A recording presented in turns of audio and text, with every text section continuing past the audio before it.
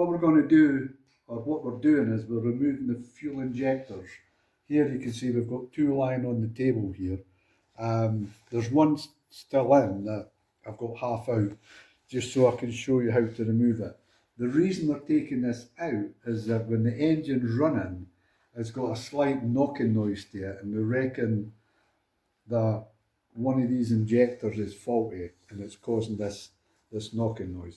So basically, to remove the injectors, if you come underneath here, what you'll see is these are your fuel pipes, 1, 2 and 3, and these go onto the injector here.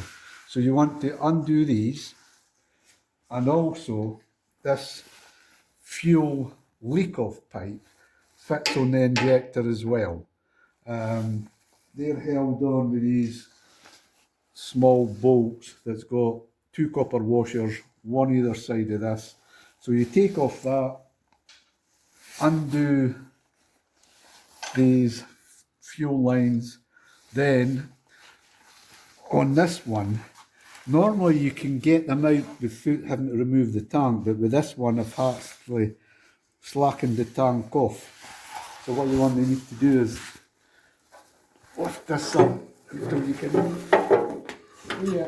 lift it out of the hole, and also you want to remove the copper injector washer. So these need to be replaced. When these come back, we're actually going to have to send these to the UK to get refurbished. I've tried a company in Czech and it didn't work. The injector didn't work good. So I'm going to send these off to get refurbished, reset, and hopefully we'll get them back in a week. Then we can show how we refit them, how we bleed the system, and get the engine running again. Okay, so stay tuned. We'll be back in hopefully a week.